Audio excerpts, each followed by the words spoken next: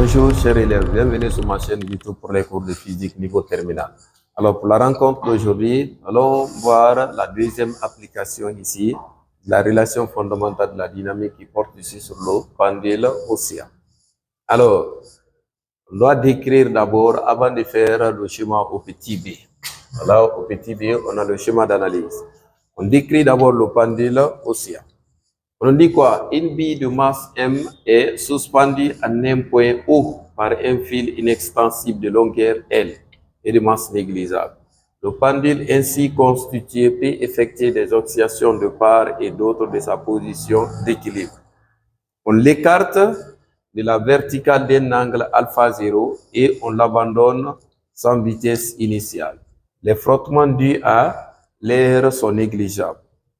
À l'instant T, le fil fait un angle alpha avec la verticale. On demande d'appliquer le théorème de l'énergie cinétique et le théorème du centre d'inertie. Comme l'avons dit dans la vidéo précédente, au niveau de ces applications de la dynamique, toute étude ici doit commencer toujours par la réalisation des schémas. Ensemble, nous allons réaliser ici le schéma. Voilà ici l'axe vertical delta.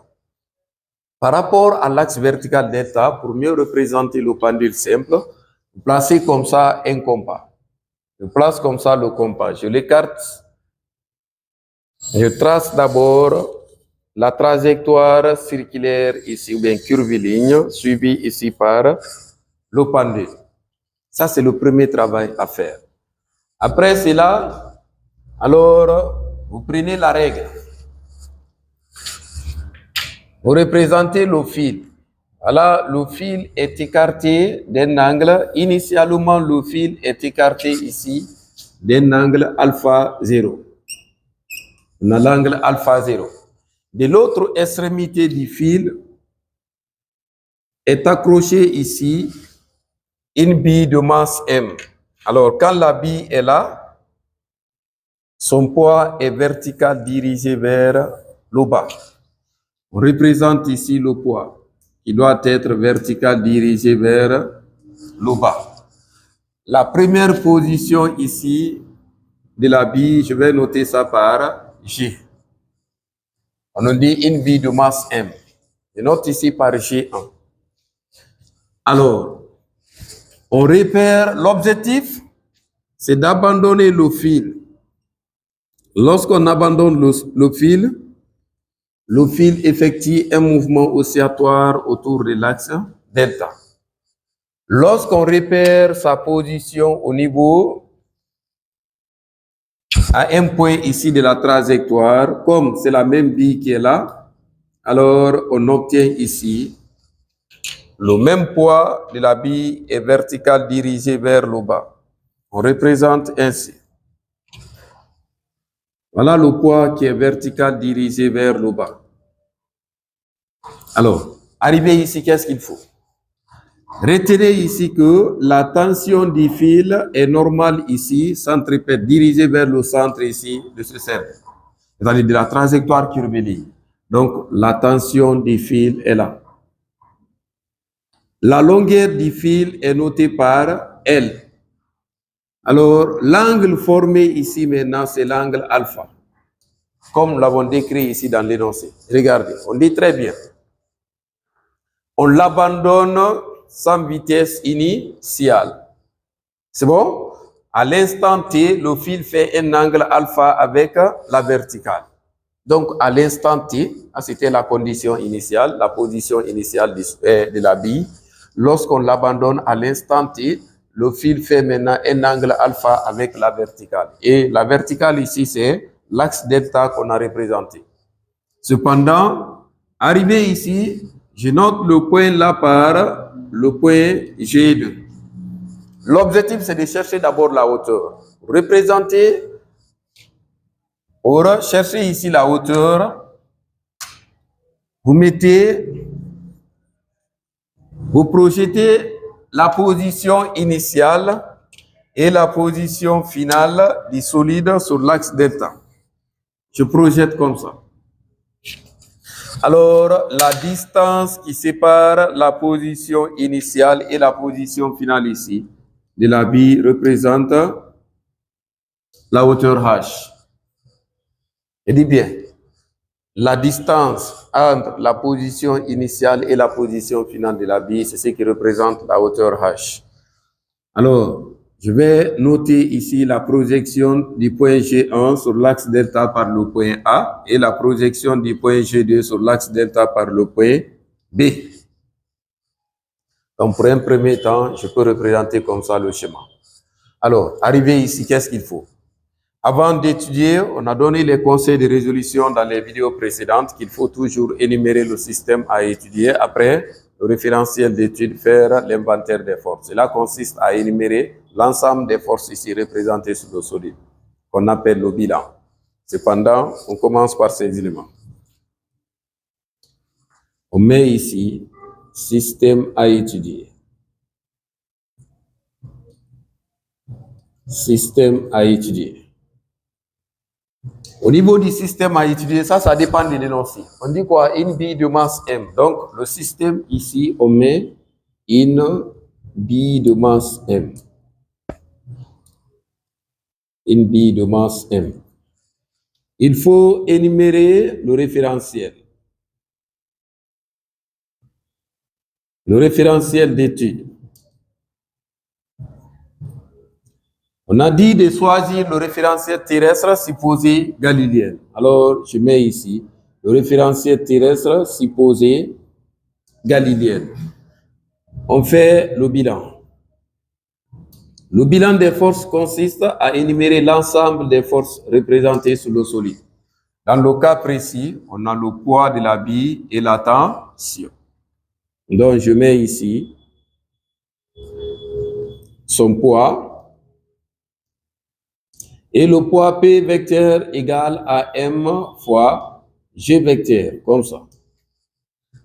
On met également la tension du fil.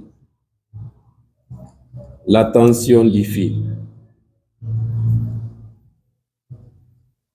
La tension du fil est notée par T vecteur. Je mets comme ça, T vecteur.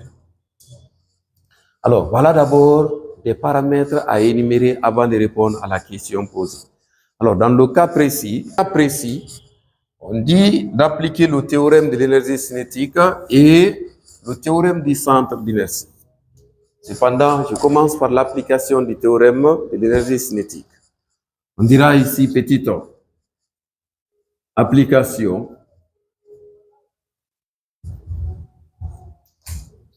Application du théorème de l'énergie cinétique.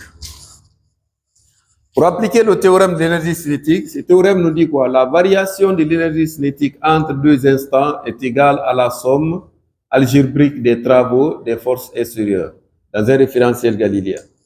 Alors, la variation de l'énergie cinétique, c'est l'énergie cinétique initiale moins l'énergie cinétique finale. On dira maintenant l'énergie cinétique finale moins l'énergie cinétique initiale. Je mets comme ça. L'énergie cinétique finale moins l'énergie cinétique initiale. La variation. Alors, on dira maintenant le travail du poids plus maintenant le travail de la tension. C'est-à-dire, on se réfère du bilan. Comme c'est les deux forces qui sont énumérées, donc on prend le travail du poids plus maintenant le travail de la tension. Cependant, l'énergie cinétique est le demi-produit de la masse ici par le carré de la vitesse. On prend un demi de m v0 au carré égale au travail du poids plus maintenant le travail de la tension. Comme ça. On revient au niveau de l'énoncé de l'exercice. Dans l'exercice, on nous dit ceci, abandonner sans vitesse initiale. Donc par conséquent, v0 qui est là égale à 0. On dira maintenant, avec v0 étant égal à 0, dans l'expression là, il va rester uniquement un demi de mv au carré est égal au travail du poids, comme ça. Or, le travail aussi de la tension est égal à 0. Le travail de la tension est égal à 0. À chaque point de la trajectoire ici, la tension est perpendiculaire. Quand je prends ici, à chaque point de la trajectoire, la tension qui est là est perpendiculaire. Donc, son travail qui est là est égal à 0.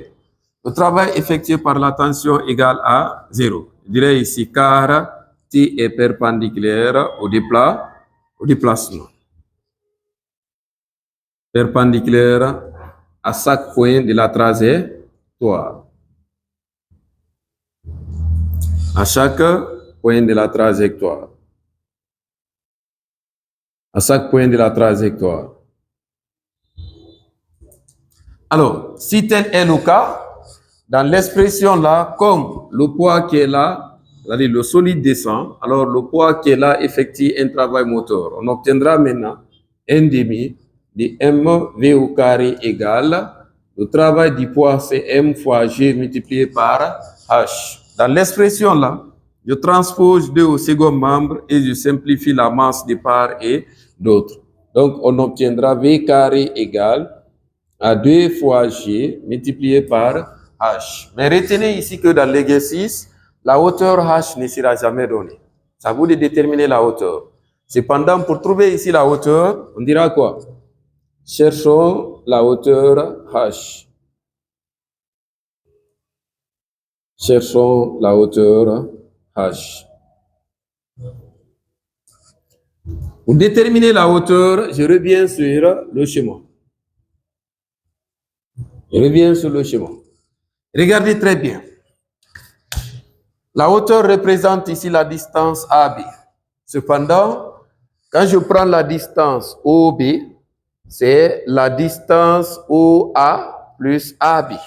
Je considère d'abord cette distance. Je reprends. Regardez très bien la distance OB. C'est la distance OA plus AB.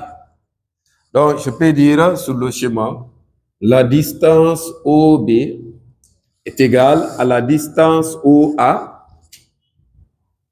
plus la distance AB. La distance AB. Cependant, qu'est-ce qui représente la hauteur? C'est la distance AB. Donc, je peux tirer ici AB.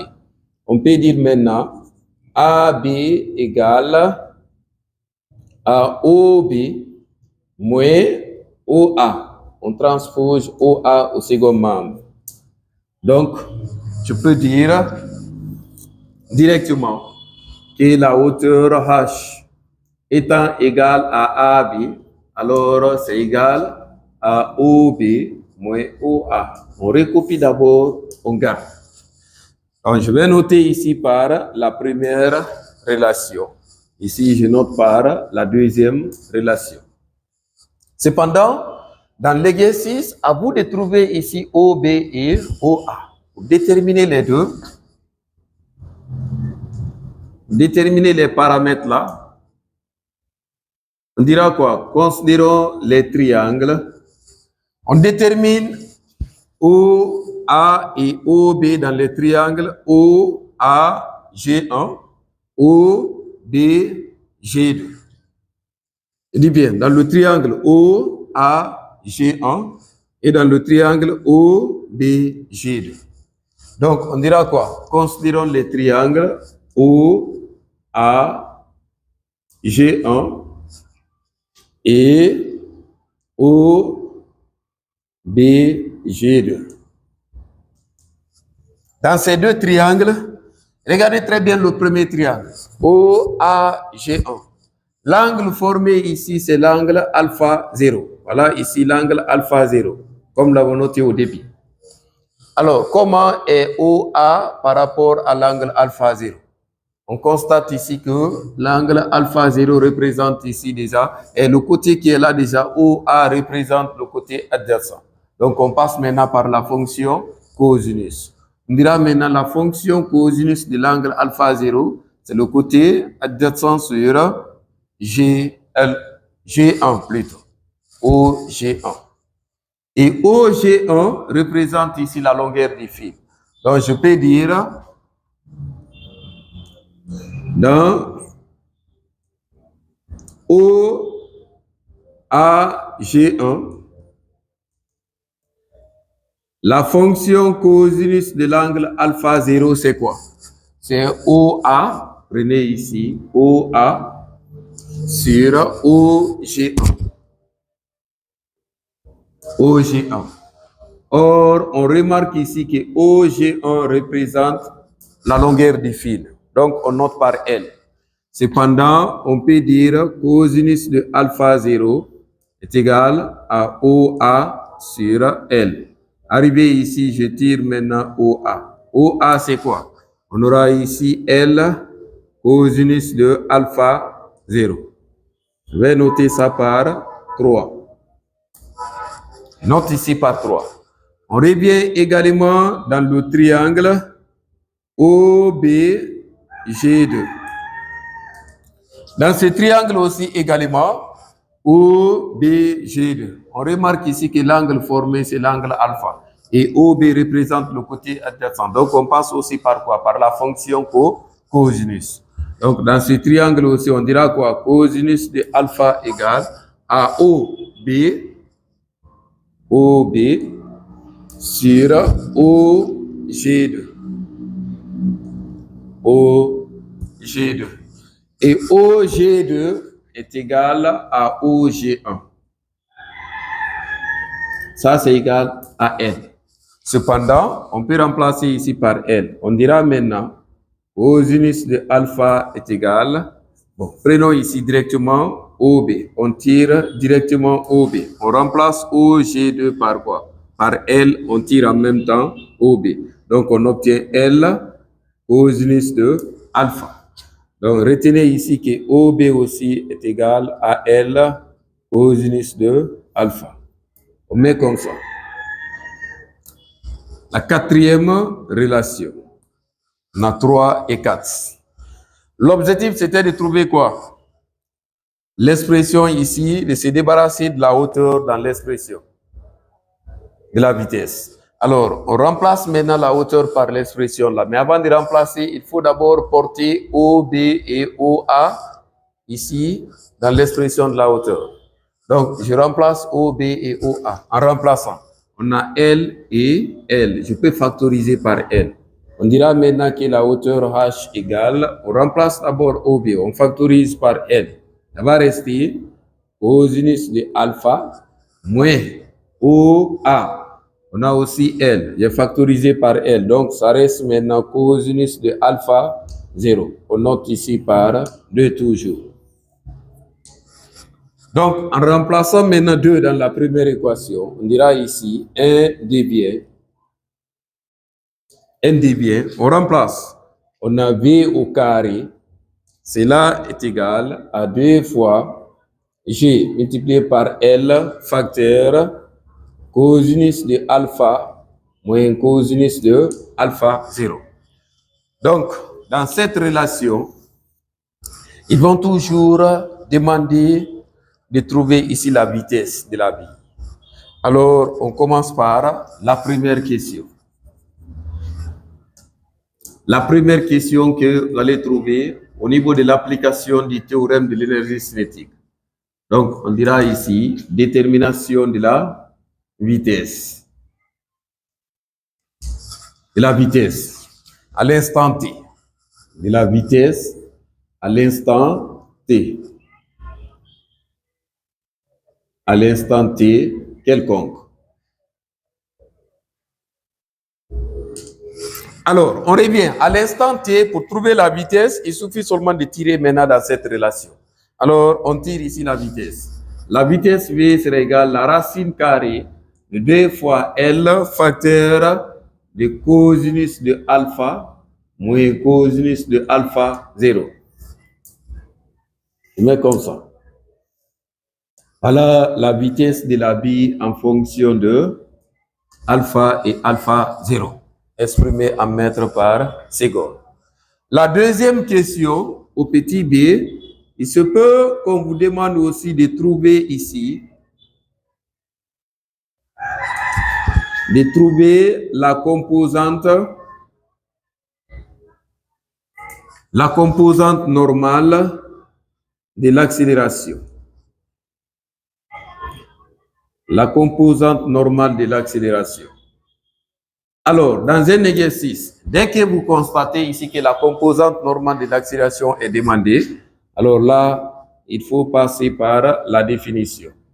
Et par définition en cinématique, on nous a dit quoi? Que l'accélération normale est le carré de la vitesse ici par le rayon de courbure de la trajectoire. Mais notre rayon ici, c'est quoi? C'est le rapport ici, on a dit quoi? L'accélération normale est le rapport du carré de la vitesse par le rayon de courbure. Cependant, notre rayon de courbure, quand vous prenez la trajectoire ici de la bille, le rayon de courbure, c'est la distance qui sépare le centre ici déjà et le point G1, qui est égal aussi à O, G2 aussi. C'est ici j'ai placé le compas et représenté cette trajectoire. Donc, notre R, c'est-à-dire le rayon de courbure qui est là déjà correspond à la longueur du fil. Donc, on dira maintenant sur L. À la place de L, on a, à la place de R, on a L. Alors, on dira quoi? Or, V carré égale à quoi? Quelque part, on a trouvé la vitesse au carré. Donc, ici déjà, on aura 2 fois G. Ici, on a même manqué d'écrire G. Donc, on prend quoi? 2 fois G, facteur cosinus de alpha moins cosinus de alpha 0. Cependant, arrivé ici, qu'est-ce qu'il faut? On remplace maintenant l'expression là au niveau de l'accélération normale. Donc, on dira maintenant que l'accélération normale égale à 2 fois G fois L, facteur cosinus de alpha moins cosinus de alpha 0, l'autre sur L. Je simplifie L de part et d'autre. Lorsqu'on simplifie, on obtiendra maintenant la composante normale de l'accélération égale à 2 fois G, facteur cosinus de alpha moins cosinus de alpha 0. Voilà l'accélération normale, comment il faut déterminer. Donc, l'application du théorème de l'énergie cinétique nous permettra ici de répondre à ces deux questions. Cependant, pour la suite de la vidéo, allons revenir au niveau de l'application du théorème de l'énergie cinétique, du théorème maintenant du centre d'inertie plutôt. Alors, on met ici deux applications du TCI.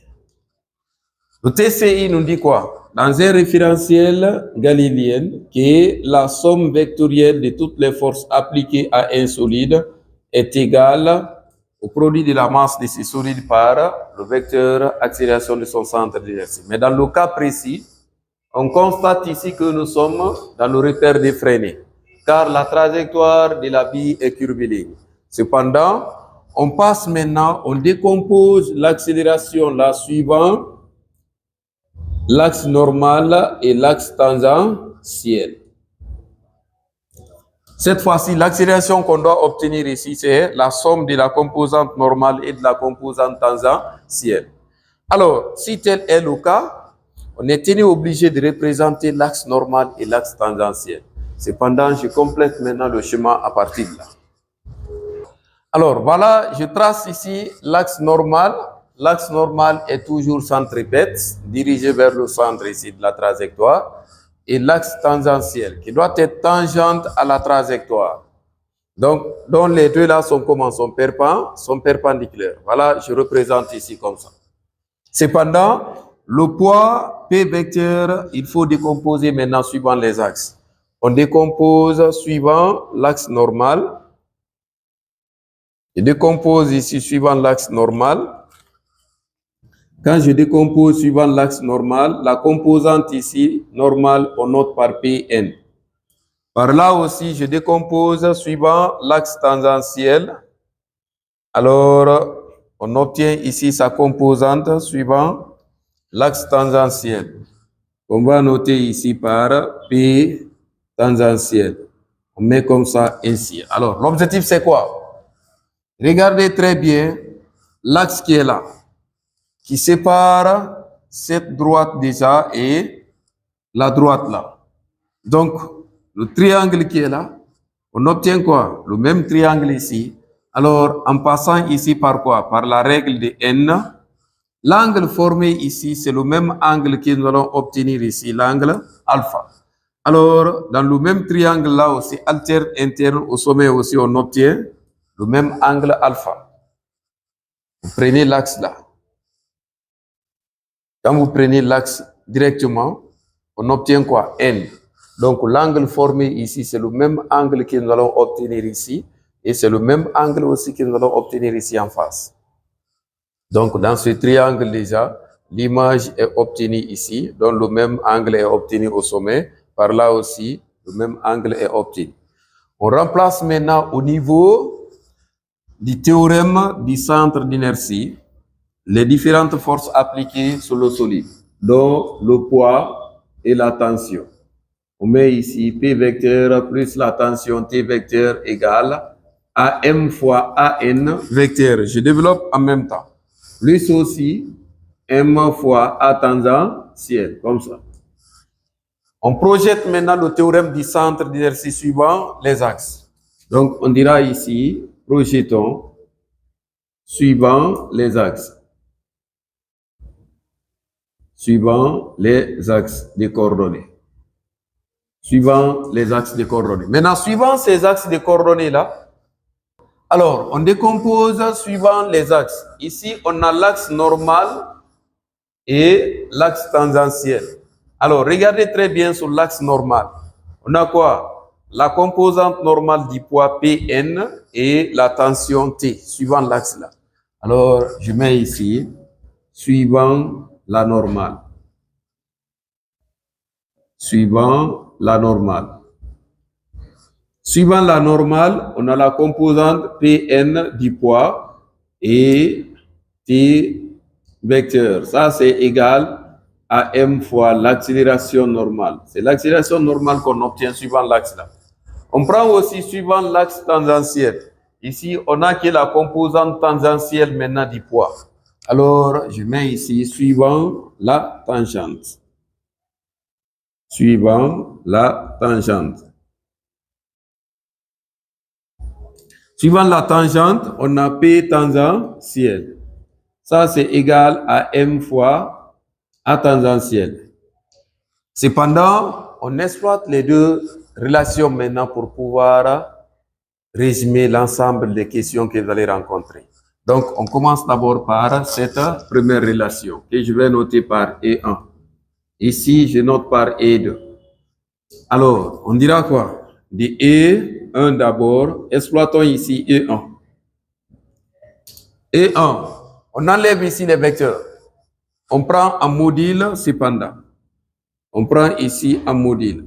Et en prenant un module, on regarde notre repère d'étude. On a ici le côté positif et le côté négatif ici de notre repère. Alors, la tension ici qui est là est dans le cadran positif du repère et la composante Pn du poids est dans le cadran négatif. Alors, cependant, on obtiendra maintenant P moins Pn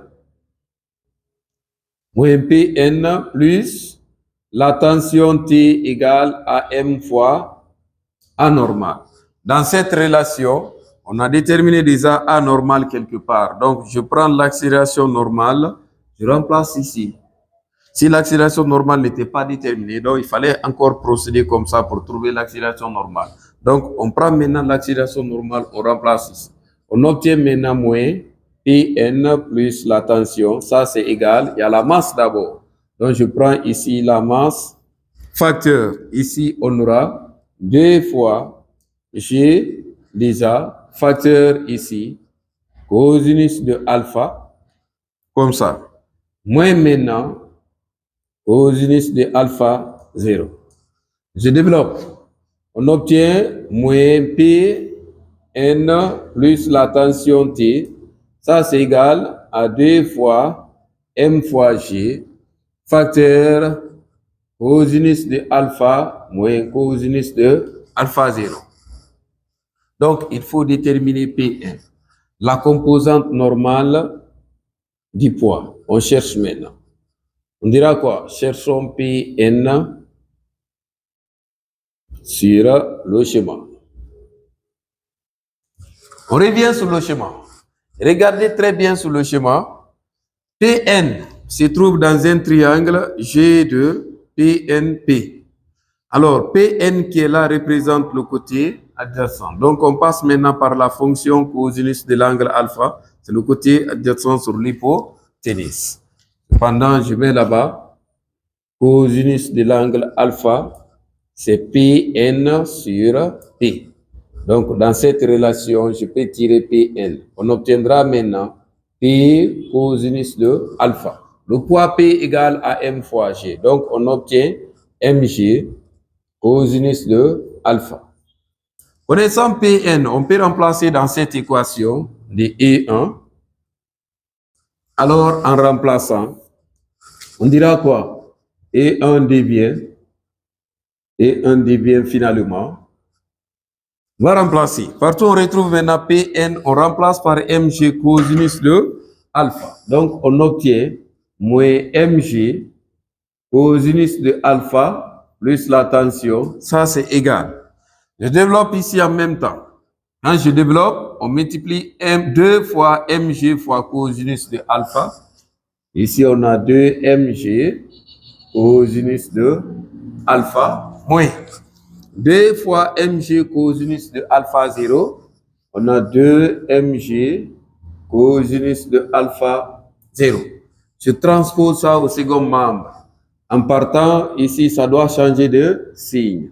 Alors, on obtiendra 2 fois Mg cosinus de alpha plus maintenant Mg aussi multiplié par cosinus de alpha moins 2 fois Mg cosinus de alpha 0. On peut réduire les deux là. On a le même terme là-bas. Alors, pour réduire, on peut passer maintenant par la somme des deux. En faisant la somme, on obtiendra quoi? Lorsqu'on fait ici la somme, on obtiendra quoi? 2 fois Mg cosinus d'alpha plus M fois G cosinus de alpha donne 3 Mg cosinus de alpha moins 2 Mg cosinus de alpha 0. Je factorise par Mg. Alors, on obtient la tension T égale à Mg facteur 3 cosinus de alpha moins 2 cosinus de alpha 0. Voilà la première question que vous allez rencontrer. Ils vont demander de trouver ici la tension. Ça veut dire quoi? Retenez ici que l'application du théorème du centre d'inertie nous permet ici de déterminer la tension en fonction de alpha et alpha 0, Mg aussi également. Alors, par conséquent, la deuxième question que vous allez rencontrer, on met ici petit a, détermination de la tension. Détermination de la tension du fil. La tension du fil. Après, au petit b, ils vont demander de trouver ici la composante normale et tangentielle plutôt de l'accélération. Détermination de la composante tangentielle et la composante tangentielle de l'accélération. Tangentielle de l'accélération. Alors, la composante tangentielle de l'accélération, comment peut-on déterminer? On revient au niveau de la projection du TCI suivant les axes. On a exploité cette première équation pour trouver la tension. Cette fois-ci, on cherche quoi? La composante tangentielle de l'accélération. Donc, on doit se servir de l'équation E2. Donc, je peux dire quoi? De l'équation E2, virgule, on a. Ici, qu'est-ce qu'on a? En prenant ici un module, je prends directement un module. En prenant un module, on obtient P tangentiel égale, car quand vous regardez très bien ici, le repère d'étude, le repère du frein qui est là, le côté positif ici c'est par là et le côté négatif c'est par là. Donc déjà P tangentiel est situé dans le cadran positif. Donc on obtient quoi? Une force motrice. Cependant, ici on obtiendra maintenant M fois A tangentiel. Ça veut dire quoi? Lorsqu'on trouve ici P tangentiel, on peut trouver A tangentiel. Mais retenez ici que dans l'exercice, P tangentiel là ne sera jamais donné. Par conséquent, on dira cherchons P tangentiel. Cherchons P tangentiel sur le schéma. Sur le schéma. Vous cherchez maintenant, on revient sur le schéma. Regardez très bien. P tangentiel se trouve dans le triangle G2, P tangentiel P. Donc, on a ici l'angle alpha, dont P tangentiel est opposé. On passe maintenant par la fonction sinus. Sinus de alpha, ici, c'est quoi? C'est le côté opposé sur l'hypoténuse. Donc, on peut dire sinus de l'angle alpha, c'est le côté opposé, P tangentiel sur P. Alors, ça donne quoi? P tangentiel serait égal à P fois sinus de alpha. Cependant, on prend ici P tangentiel. Le poids égal à M fois G. Je mets ici MG sinus de alpha. Donc, comme on a trouvé ici P tangentiel, alors, cependant, on peut directement trouver aussi A tangentiel. Je remplace maintenant P tangentiel dans cette relation. Cependant, on obtiendra maintenant M fois G sinus de alpha. Cela est égal à M fois A tangentiel. Quand je remplace ici dans cette relation E2. Dans la relation E2 là. En remplaçant là-bas, on obtient maintenant mg sinus de alpha fois m. Cela est égal à m fois a tangentiel. Là, je peux simplifier la masse de part et d'autre. On obtient l'accélération tangentielle égale à g sinus de alpha. Donc, exprimé en mètres par seconde au carré. Par là aussi, l'accélération normale aussi est en mètres par seconde au carré. La tension est en newton. Alors, voilà les différentes questions que vous allez rencontrer d'abord, pour un premier temps. Maintenant, à ce niveau, il y a des remarques à faire. Avec ces exercices, on vous demande maintenant de trouver ici la vitesse de la bille lorsque celle-ci passe ici par la verticale. Donc, il y a trois manières de poser la question. C'est peu qu'on vous demande de calculer la vitesse maximale. On vous demande de calculer la vitesse de la bille lorsqu'elle passe ici par sa position d'équilibre. On vous demande de calculer la vitesse à la verticale. Donc, on vous dit ici à la verticale, lorsque la bille passe par sa position d'équilibre, ou bien de calculer la vitesse maximale, c'est la même chose. Cependant, allons faire ces remarques-là. On met ici remarque. Remarque.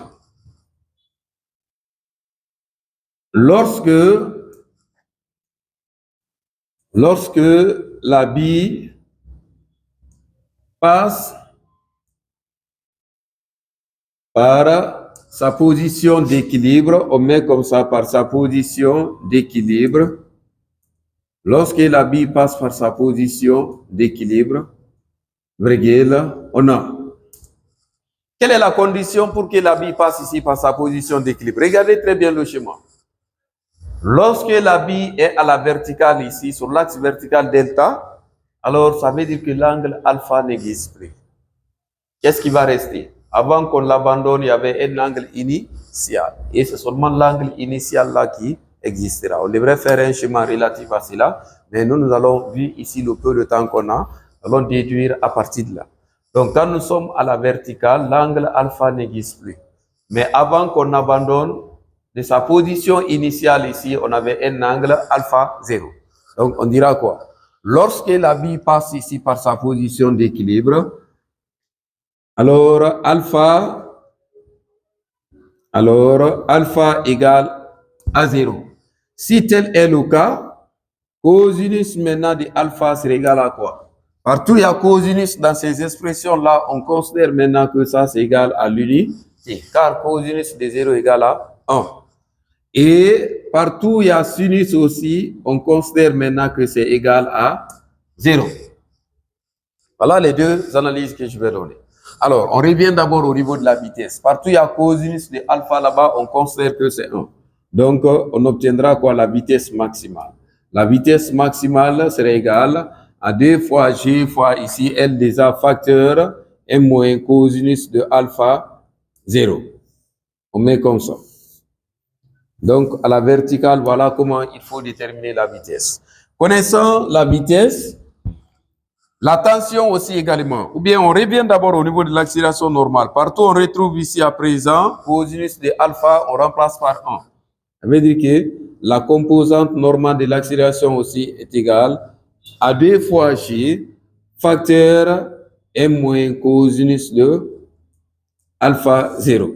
À la verticale, voilà comment il faut obtenir l'accélération. La composante, on revient au niveau de la tension. Partout où il y a cosinus de alpha aussi, on considère que c'est 1.